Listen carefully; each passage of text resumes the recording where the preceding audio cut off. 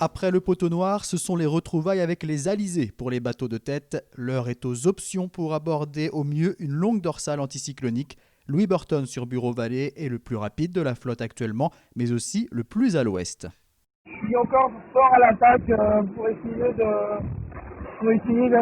d'arriver dans le virage de l'anticiper avec le plus de vitesse possible, le plus tôt possible. C'est l'intention, une fois au portant, d'essayer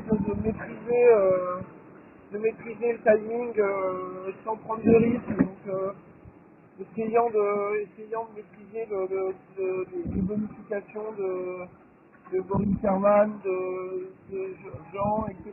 Et puis essayer de contrôler la flotte, mais sans forcément forcer, parce que évidemment le bateau et le bonhomme commencent à être fatigués. Donc voilà, encore quelques jours à appliquer à fond, et après j'espère que cette option-là va me donner le loisir de pouvoir contrôler la fin de course.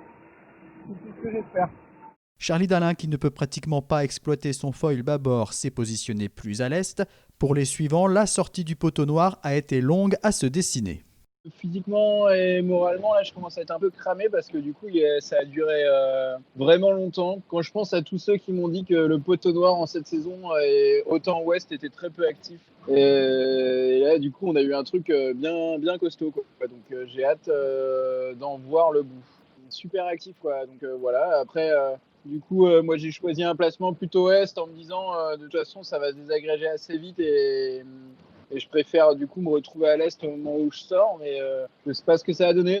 Maxime Sorel traverse actuellement ce poteau noir et voit revenir dans son rétroviseur Armel Tripon. Il y a un bateau là, très proche, donc voilà, c'est clairement un objectif.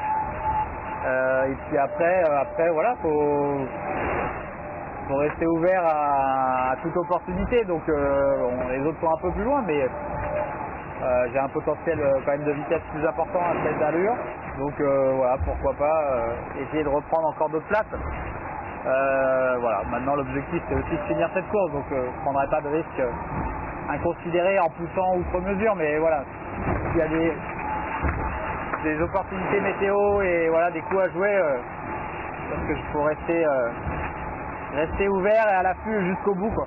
À 350 000 de l'Occitane en Provence, Clarisse Kremer est désormais esselée, tout comme Romain Attanasio, 450 000 derrière elle. On trouve ensuite le trio Jérémy Bayou, Arnaud Boissière et Alan Roura qui luttent avec du vent de face. C'est toujours stimulant d'avoir un lièvre devant qui s'appelle Charal et qui va en moyenne plus vite. Tu t'accroches à ça. Avec Alan, on est assez proche en vitesse, donc on se tire la bourre. Donc d'habitude, quand tu remontes l'Atlantique, t'as pas vraiment une grande compétition. Là, aujourd'hui, quel que soit l'endroit où tu te mets dans le Vendée Globe, en tête, c'est sûr qu'il y a un sacré challenge, mais nous aussi, on a un sacré challenge, mine de rien, et ça met du baume au cœur, et oui, je suis heureux. Ouais, carrément. Je pense un peu fatigué, là, mais fatigué, mais heureux. Au pointage de 15h ce mardi, c'est donc Charlie Dalin qui est le plus proche de la ligne d'arrivée. Damien Seguin est en deuxième position, mais Thomas Ruyant accuse le même retard, 117 000. Louis Burton est quatrième, mais semble pour l'instant le mieux placé. Benjamin Dutreux et Jean Lecam s'accrochent au groupe de tête. Armel Tripon, 11e, n'est plus qu'à 230 000 de Maxime Sorel. Romain Attanasio, 13e, compte encore 650 000 d'avance sur Jérémy Bayou. 21e position pour Manuel Cousin.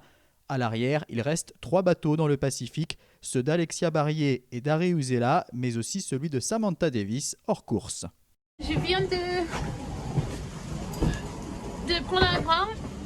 Le nuage était vraiment noir. J'avais 30 nœuds, du coup j'ai roulé mon J2 parce que je voulais pas l'exploser. Je pensais que ça allait avoir 40 nœuds dans le camp. Et là, ça a molli. Il y a 18 nœuds. C'est la querelle. Donc il y a de la glace qui tombe du ciel. Et on n'avance plus.